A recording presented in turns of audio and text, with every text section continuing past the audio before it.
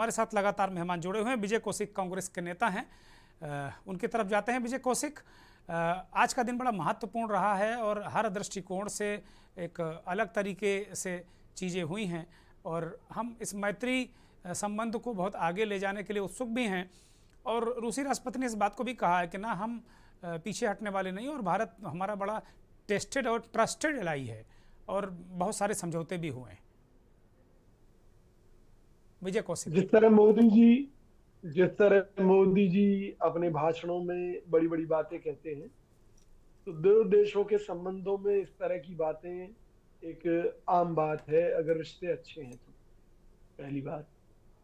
दूसरी बात, हमें ये नहीं देखना है कि भाई दूसरे देश के हमारे साथ क्या हित हैं। हमें ये देखना है कि क्या हम अपने हितों को बढ़ावा दे पा रहे हैं, क्या हम अपने ज्यादा फायदे ले पा रहे हैं। उदाहरण के तौर पर मैं कहना चाहता हूं कि माननीय मोदी जी रोज चिल्लाया करते थे कि भाई जिस देश की मुद्रा का अवमूल्यन होता है, गिरती है, उस देश का स्तर गिरता है, उस देश का ये नुकसान वो नुकसान, प्रधानमंत्री की प्रतिष्ठा गिरती है उसके साथ। अब जो रुपए की कीमत है वो डॉलर के मुकाबले 90 रुपए को क्रॉस कर गई। तो आप कितने ही संबंध बना लीजिए अंतर्राष्ट्रीय स्तर पर, रुपए की गिरती कीमत का नुकसान हमें रूस के साथ भी है, अमेरिका के साथ भी है, हर किसी से है। यानी कि हम अपने देश को एस्टेब्लिश नहीं कर पा रहे मुद्रा के मामले में, हम ये मानते हैं। पहली बात। दूसरी बात, अमेरिका ने घोषणा की कि भाई भारत जो है तेल आयात कर रहा है। तो सबसे पहली बात तो हम विपक्ष के तौर पर मोदी जी से बार बार पूछते रहे कि भैया हमारे देश ने कौन सा आयात किया है रूस के साथ में ऑयल, उसके बारे में डिटेल दें, क्योंकि वो तेल सरकार के नाम पर अडानी अंबानी ने आयात किया और विदेशों में बेचा। जो मैक्सिमम बेनिफिट है वो कमाया अडानी अंबानी ने, और उसका जो नुकसान है वो देश को झेलना पड़ा। अगर हमारा देश ऑयल खरीद कर बेचता डायरेक्ट तो हमें कोई दिक्कत नहीं थी, हमें खुशी होती।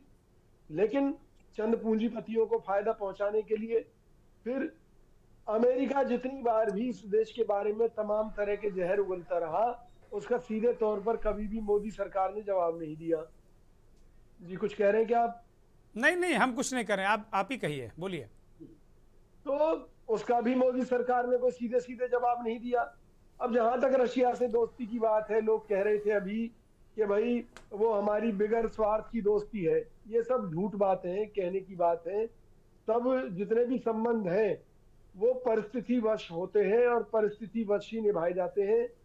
किसी समय में चाइना और रशिया आपस में विरोधी थे, आज चाइना और रशिया मित्र हैं और अमेरिका के खिलाफ है।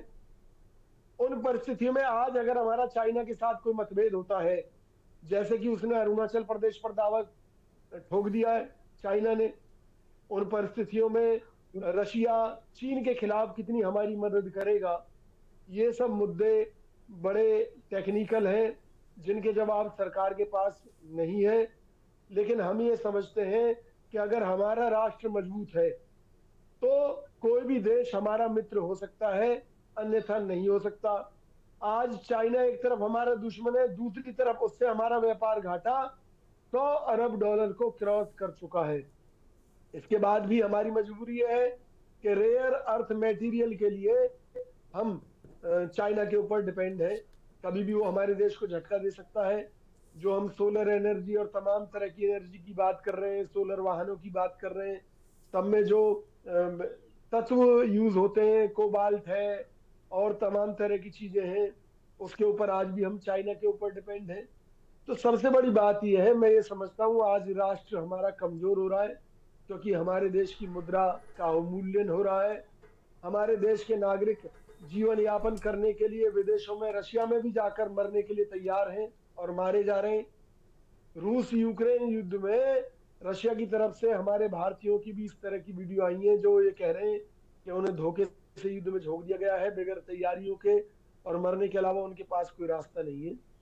तो भाई जब रशिया के साथ बातचीत हो रही थी तो इन मुद्दों को भी बीच में लाया जाता और इन बात पर भी चर्चा होनी चाहिए कि भाई जो अमेरिका हमारे ऊपर पाबंदी लगा रहा है कि उनसे हम रशिया के साथ संबंध निभाते हुए किस तरह से ठीक है। निपटेंगे, इन पर भी चर्चा होनी चाहिए थी। हाँ, बहुत वो बहुत कुछ नहीं, जी जी जनता को मूर्ख बनाने का काम चल रहा है, और जो इसके खिलाफ आवाज उठाएगा वो देशद्रोही कहलाएगा।